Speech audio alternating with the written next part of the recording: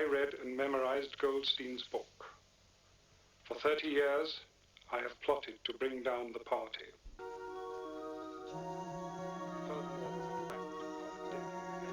April the 4th, 1984.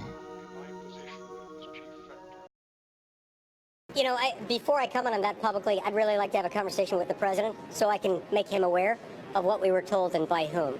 But I will say that the messages we received didn't get any pushback internally from the briefers. What we were told over and over again was, look, this action was necessary, this was a bad guy, we had to do it, and we can't have division, we can't have dissension within our ranks, within our government, or else it sends the wrong signal to the Iranians. And I think that's completely wrong.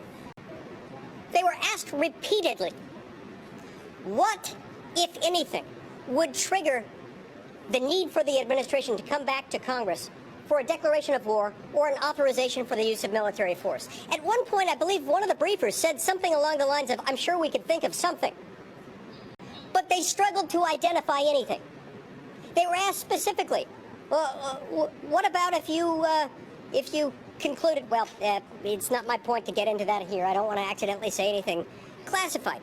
My point is, they were asked a number of hypotheticals about situations in which they might have to appropriately come and ask for authorization for Congress. Not once did they say, yes, we need to do it in that circumstance. At one point, one of the briefers said something like, don't worry, we'll consult you. Well, with history as our guide, consultation isn't necessarily the same thing as authorization for the use of military force. A declaration of war or an AUMF is what the Constitution requires, and drive-by notification or after-the-fact lame briefings like the one we just received aren't adequate. Against Solemani? Look, I'm still agnostic as to that, Manu. I still haven't had the questions answered that I came into that briefing expecting to ask. They left after 75 minutes. Now, I understand these are busy people. They've got a lot of demands on their time. They're appearing before a coordinate branch of government, a coordinate branch of government responsible for their funding, for their confirmation, for any approval of any military action they might undertake. And they had to leave after 75 minutes while they're in the process of telling us that we need to be good little boys and girls and run along and not debate this in public. I find that absolutely insane. I think it's unacceptable. And so I don't know what they had in mind. I went in there hoping to get more specifics as far as the factual, legal, moral justification for what they did. I'm still undecided on that issue, in part because we never got to the details. Every time we got close, they'd say, well, we can't discuss that here because it's really sensitive. We're in a skiff. We're in a secure underground bunker where all electronic devices have to be checked at the door, and they still refuse to tell us. I find that really upsetting. We're a colossal asshat. Well, what about if you concluded, well, it's not my point to get into that here. I don't want to accidentally say anything classified. Classified.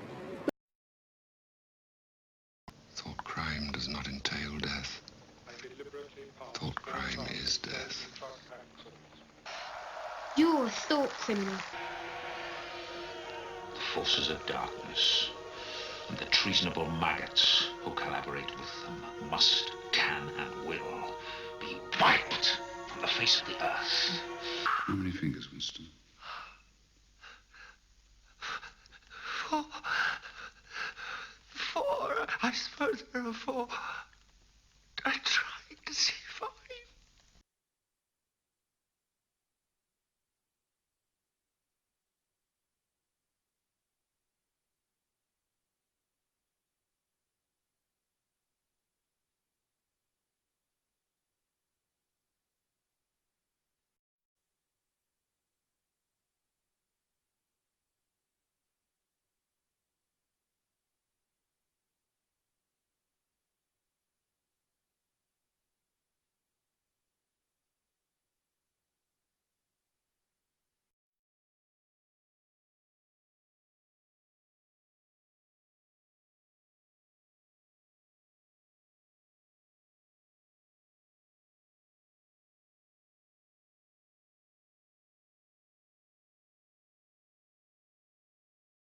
I read and memorized Goldstein's book.